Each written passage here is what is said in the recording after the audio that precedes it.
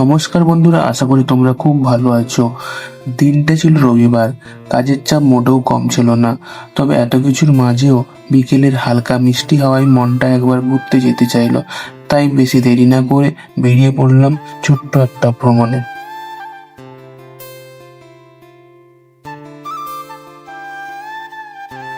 তো আমার সঙ্গে আছে সৌমেনদা। মেনলি আমরা সৌমেনদার বাড়ির দিকেই যাচ্ছি ঘুরতে। তো এইটা হচ্ছে রানীচক বাজার। তো রানীচক বাজার দিয়ে আমরা সোজা বেরিয়ে গেলাম। যেতে যেতে হঠাৎ একটা স্কুল চোখে পড়লো। সত্যি বলছি, রাস্তার দুপাশে এমন সুন্দর স্কুল বিল্ডিং আমি কোনোদিন দেখিনি। আজ রবিবার, তাই স্কুল বন্ধ।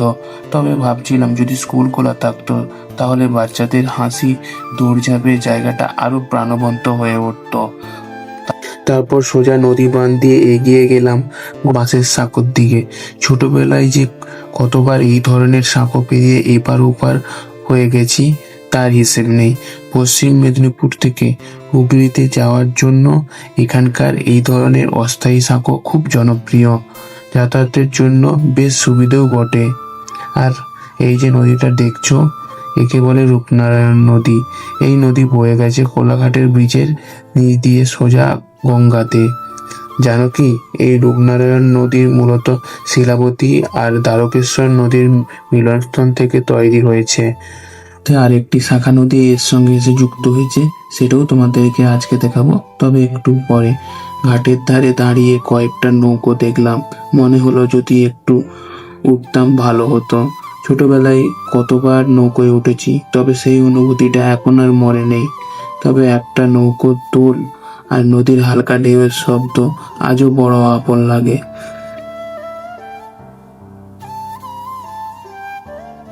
সাঁকো পেরিয়ে চলে এলাম হুগলি জেলায়।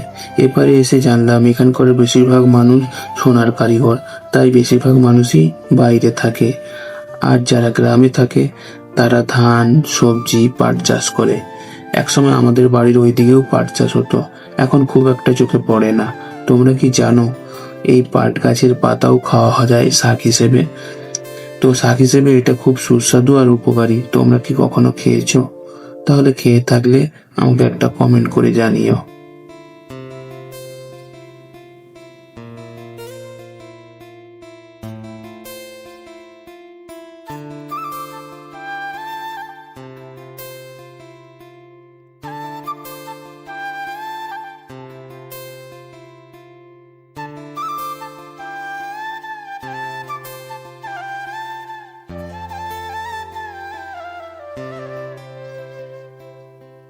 হতে হতে পৌঁছে গেলাম আমাদের গন্তব্যস্থলে হানুয়া গ্রামে। তো এখানে আছে এক অপূর্ব সুন্দর মন্দির। এই মন্দিরটি শিব দুর্গার মন্দির। আর সবচেয়ে আশ্চর্যের ব্যাপার হলো মন্দিরটি দক্ষিণ ভারতীয় স্থাপত্য শৈলীতে নির্মিত। মন্দিরের ভেতরে বাইরে অসাধারণ কারুকার্য করা। মন্দিরের ভেতরে ঢুকলে দেখা যাবে শিব দুর্গার পৌরাণিক কাহিনী তুলে ধরা হয়েছে মন্দিরের দেওয়ালেতে। দুপুরবেলা মাত্র 10 টাকাতে ভোগ প্রসাদ পাওয়া যায়, তবে তার জন্য নির্দিষ্ট একটি সময় মেনে আসতে হবে।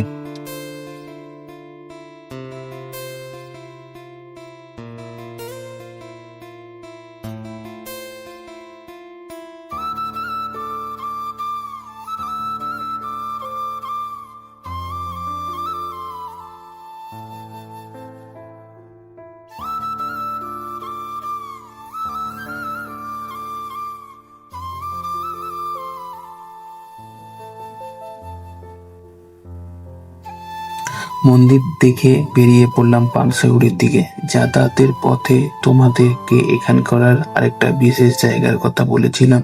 সেটা হলো এই জায়গা যেখানে রূপনারায়ণ নদীর সঙ্গে দামোদরের একটি শাখা এসে মিশেছে।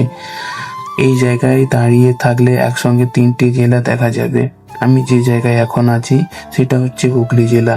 নদীর বাঁ দিকে আছে হাওড়া জেলা, আর ডান দিকে আছে পশ্চিম মেদিনীপুর জেলা। আর এই 3 জেলার লোকেরা বাসের এই অস্থায়ী সাঁকোর মাধ্যমে এক জেলা থেকে অন্য জেলা যোগাযোগ স্থাপন করেছে। সত্যি এক দারুণ অভিজ্ঞতা। সন্ধে নেমে এলো, তাই রুমে ফিরতে হবে। ব্লগটা এখানেই শেষ করছি। কেমন লাগলো আজকের ভিডিওটি অবশ্যই জানাবে কমেন্টে। তোমাদের কমেন্টের অপেক্ষায় থাকবো। দেখা হবে আবার অন্য কোনো দিন, অন্য কোনো নতুন জায়গা নিয়ে। ততদিন তোমরা খুব ভালো থেকো, সুস্থ থেকো। অনেক অনেক ভালোবাসা রইল তোমাদের জন্য।